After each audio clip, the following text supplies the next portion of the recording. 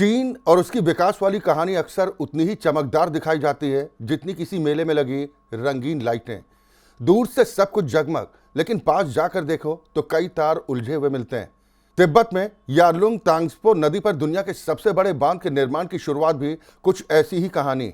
आधिकारिक तौर पर इसे हाइड्रो इलेक्ट्रिक प्रोजेक्ट कहा जा रहा है, लेकिन असल सवाल यह है, क्या यह सिर्फ बिजली बनाने का प्रोजेक्ट है या फिर पानी के बहाने ताकत दिखाने का नया हथियार।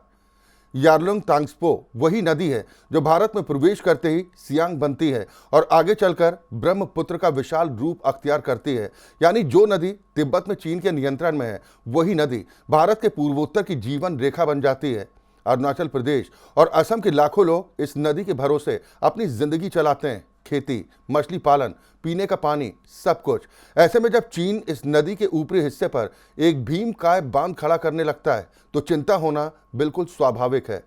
चीन की खासियत यह है कि वो हर बड़े प्रोजेक्ट को विकास का नाम देता है, लेकिन उसके पीछे की रणनीति अक्सर बहुत गहरी होती है। इस मामले में भी बीजिंग यही कह रहा है कि ये प्रोजेक्ट सिर्फ बिजली उत्पादन और तिब्बत के विकास के लिए। लेकिन सवाल उठता है, अगर सब कुछ इतना ही सीधा है तो फिर पारदर्शिता से क्यों भागा जा रहा है? क्यों भारत को समय पर पूरी जानकारी नहीं दी जा रही? और क्यों अंतर्राष्ट्रीय जल नियमों को लेकर चीन हमेशा अपनी मर्जी का रवैया अपनाता है? दरअसल चीन ने अब तक अंतर्राष्ट्रीय जल संधियों पर हस्ताक्षर नहीं किए हैं, जिसका सीधा मतलब यह है कि वो किसी भी नदी के पानी को लेकर डेटा शेयर करने या नियमों का पालन करने के लिए बाध्य नहीं है।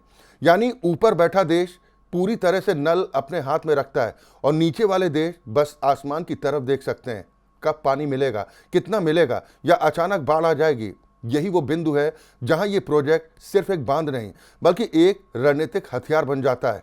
अगर चीन चाहे तो वो पानी रोक सकता है, जैसे भारत के पूर्वोत्तर में सूखे जैसी स्थिति पैदा हो सकती है, और अगर वो अचानक पानी छोड़ दे तो वही इलाका बाढ़ की चपेट में आ सकता है। यानी एक ही नदी, लेकिन उसके बहाव से खेलकर हालात को पूरी तरह बदल देने की क्षमता।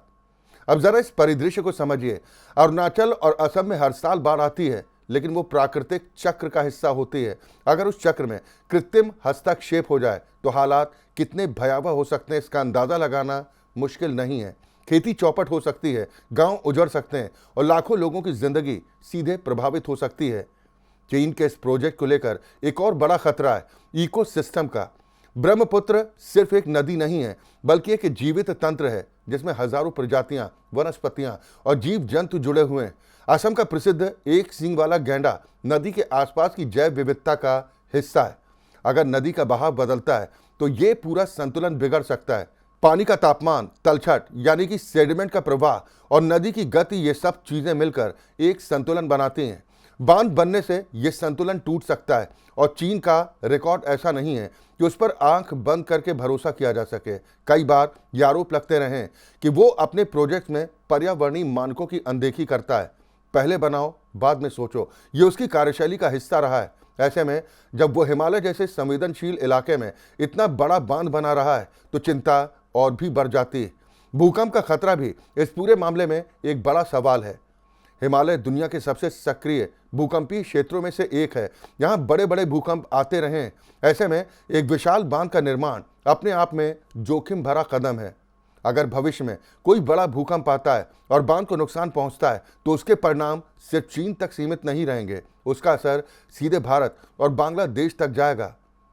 चीन भले ही ये दावा करे कि उसने सभी भूवैज्ञानिक अध्ययन किए हैं और बांध पूरी तरह सुरक्षित है, लेकिन उसके दावों पर भरोसा करना आसान नहीं है।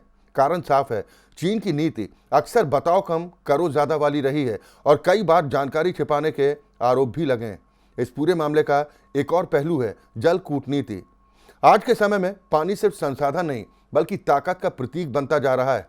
जिस देश के पास पानी के स्रोतों पर नियंत्रण है, उसके पास भविष्य की राजनीति और रणनीति पर भी पकड़ होती है। चीन इस बात को अच्छी तरह से समझता है और यही वजह है कि वो एशिया की कई नदियों पर बड़े बड़े प्रोजेक्ट्स बना रहा है। भारत के लिए यह सिर्फ पर्यावरण या विकास का मुद्दा नहीं है, बल्कि राष्ट्रीय सुरक्षा से जुड़ा विषय भी है। अगर किसी संकट या तनाव की स्थिति में पानी को हथियार के रूप में इस्तेमाल किया गया तो उसके प्रभाव दूरगामी हो सकते हैं। युद्ध सिर्फ गोलियों से नहीं लड़े जाते, कभी कभी नदियों के बहाव से भी लड़े जाते हैं। भारत सरकार इस पूरे मामले पर नजर बनाए हुए और लगातार अपनी चिंता चीन के सामने रखता भी है। संसद में भी ये स्पष्ट किया गया कि ब्रह्मपुत्र बेसिन से जुड़ी हर गतिविधि पर नजर रखी जा रही है। साथ ही बाढ़ पूर्वानुमान प्रणाली, नदी मॉनिटरिंग और आपदा प्रबंधन को मजबूत करने की दिशा में काम हो रहा है। लेकिन असली चुनौती यह है कि जब ऊपर बैठा देश पूरी तरह से स्वतंत्र हो तो नीचे वाला देश कितनी तैयारी कर सकता है। यह स्थिति कुछ वैसे ही है जैसे कोई आपके घर की छत पर बैठकर पानी की टंकी का कंट्रोल अपने हाथ में ले ले। कब पानी देना है, कब रोकना है और कब इतना छोड़ देना है कि आपका घर ही डूब जाए। ऐसे में सिर्फ तैयारी ही नहीं बल्कि मजबूत कूटनीतिक और रणनीतिक जवाब भी जरूरी होता है। आने वाले समय में यह मुद्दा और बड़ा हो सकता है। भारत, चीन और बांग्लादेश तीनों देशों के लिए ब्रह्मपुत्र नदी बेहद महत्वपूर्ण है। अगर इस पर सहयोग की बजाय टकराव बढ़ता है तो इसका असर पूरे क्षेत्र की स्थिरता पर पड़ सकता है।